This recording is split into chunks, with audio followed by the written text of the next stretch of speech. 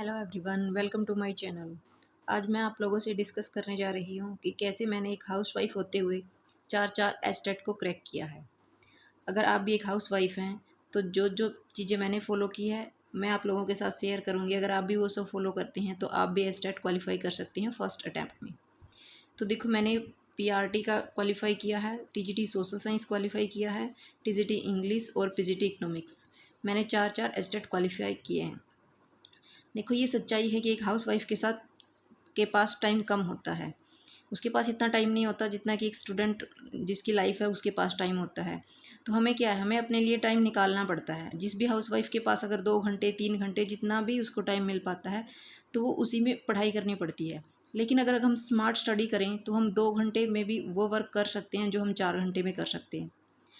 तो हमारे पास टाइम कम है तो हमें क्या करना होगा, हमें तो स्मार्ट स्टडी ही करनी होगी, तभी हम क्वालिफाई कर पाएंगे। तो देखो, सबसे पहले क्या करना है, सबसे पहले हमें अपने सिलेबस पे एक नज़र डालनी है कि हमारे सिलेबस में आता क्या क्या है। तो देखो, सीडीपी आती है 30 मार्क्स, और ये सब आप लोगों को पता ही होगा कि हमारा सब्जेक्ट 60 मार्क्स का होता है और टोटल 150 मार्क्स हमारे एग्ज़ाम में आते हैं। तो सबसे पहले हमें क्या करना है, नो यूर सिलेबस। हमें अपने सिलेबस को एक अच्छे से देख लेना है कि क्या क्या सिलेबस है।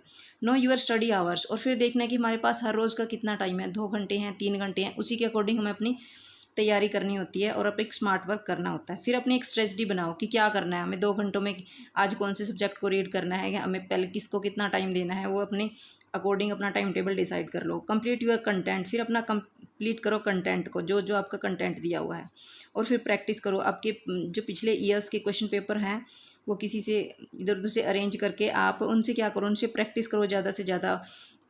तो सबसे पहले हमें क्या करना है, हमें स्मार्ट स्टडी करने के लिए क्या करना है कि जो मोस्ट इंपॉर्टेंट टॉपिक होते हैं, जो हर साल क्या होते हैं, जिनमें से क्वेश्चन आने ही होते हैं, कंपलसरी होता है कि इससे तो क्वेश्चन आएगा ही आया।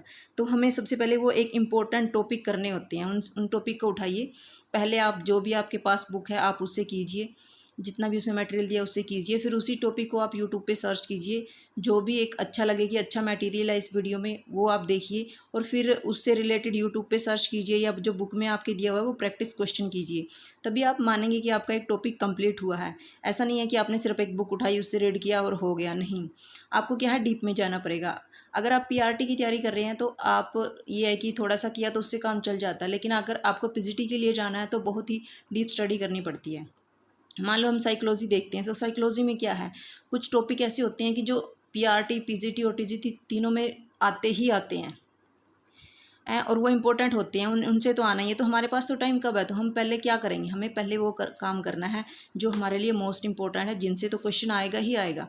और जो जिनसे क्या है कि क्वेश्चन आ भी जाए और ना भी आ जाए, उनको हम बाद में देखेंगे। अगर टाइम मिलता है तो करेंगे, नहीं तो टाइम मिलता है तो हमने इंपॉर्टेंट तो किया है। तो हमारा टारगेट क्या है, हमें तो सिर्फ अचीव करना है एस्टेट को। तो क्या करना है, देखो, मान लो हम चाइल्ड एंड डेवलपमेंट को लेते हैं, तो क्या है, पियाजे उसमें मोस्ट इंपॉर्टेंट है, उसमें से एक क्वेश्चन या 2 क्वेश्चन हमेशा आते हैं। तो इस टॉपिक को आप अपनी इंपॉर्टेंट लिस्ट में रखोगे कि ये तो मुझे करना ही है। और सेकंड टॉपिक जैसे ग्रोथ एंड डेवलपमेंट है, फ्रायड है, वाई गोथ्स की है, जैसे कि रिक्शन है, और ट्रांसफ़र जैसे positive transfer, negative transfer, vertical transfer, ये इस टाइप के जो ट्रांसफ़र होते हैं वो भी आते हैं। तो ये मोस्ट इंपॉर्टेंट टॉपिक, ऐसे ही आप हिंदी से भी इंग्लिश से भी, ऐसे ही हर एक सब्जेक्ट से जो भी उसमें आते हैं आपके सिलेबस के अकॉर्डिंग, आप वही मोस्ट इंपॉर्टेंट टॉपिक पहले कीजिए। और मैंने बताया कि वैसे ही करना है, पहले आप अपनी बुक को प्रेफर कीजिए, फिर आप यूट्यूब से उसको सर्च कीजिए, वहाँ से कीजिए, और फिर यूट्यूब या आपके पास जो भी बुक है उससे आप अपने प्रैक्टिस कीजिए। और आपको स्मार्ट वर्क करने के लिए सबसे पहले क्या करना है, आपके पास क्वेश्चन पेपर होना चाहिए लास्ट ईयर का, बहुत ही इंपॉर्टेंट चीज़ है ये। आप वहाँ से देखो, चेक करो, देखो क्या है, देखो पियाजी है, ये आया हुआ है, हर ईयर आता है, ये मोस्ट इंपॉर्टेंट है, तो ये आपकी इंपॉर्टेंट लिस्ट में शामिल होना चाहिए। ऐसे ही आप अपने क्वेश्चन पेपर उठाओ लास्ट ईयर का, और वहाँ से इंपॉर्टेंट जो टॉपिक हैं वहाँ नोट डाउन कर लो कि ये तो मुझे करने ही करने हैं। अगर उसके बाद आपको टाइम मिलता है, जो एक्स्ट्रा टॉपिक है वो कीजिए। जैसे कि ये पियाजे है, आया हुआ है, देखो डेवलपमेंट है, आया हुआ है, ये हर बार आते हैं। देखो डेवलपमेंट भी है, और ये देखो पियाजे वाई गोथ्स की आईक्यू लेवल है। जो इंपॉर्टेंट टॉपिक है उनमें से आपको यही करना है। ये देखो, इसमें देखो क्या क्या हुआ है, देखो ये ट्रांसफ़र आया हुआ है, ये देखो, ये सब ऐसे ही क्वेश्चन आपको देखने हैं कि कौन कौन से पिछली ईयर्स में आते हैं। स्टेट में मोस्टली वही पैटर्न फॉलो होता है। कुछ भी अलग फॉलो नहीं होता। ऐसे ही देखो हिंदी का भी दिखाते हैं। देखो शुद्ध वाक्य बनाओ। देखो तो आप नोट डाउन करो कि आपको शुद्ध अशुद्ध करने ही करने हैं। विशेषण दिया हुआ है, विशेषण आपको करना ही करना है। देखो प्रत्यय दिए हुए हैं, प्रत्यय देखो इसमें भी दिए हुए हैं, और एक लास्ट में एक क्वेश्चन है देखो इसमें भी दिए हुए हैं, और उपसर्ग भी दिए हुए हैं। ये देखो तो प्रत्यय और उपसर्ग ये सब हैं जो मोस्ट इंपॉर्टेंट लिस्ट में रख लो कि ये तो आएंगे ही आएंगे, ये तो मुझे करना ही है। जैसे संधि है, समास है, ये सब आते ही हैं, हर बार आते हैं। ऐसे ही हर सब्जेक्ट का उठाइए। ऐसे ही इंग्लिश में आप अपने लिस्ट बनाइए कौन कौन से मोस्ट इंपॉर्टेंट टॉपिक है जो आपको करने ही करने हैं। मैथ में भी ऐसे ही फॉलो होता है पैटर्न। देखो जैसे कि ये दे रखा है ईयर्स वाला, ये सेम ऐसे ही पैटर्न फॉलो होते हैं मोस्टली।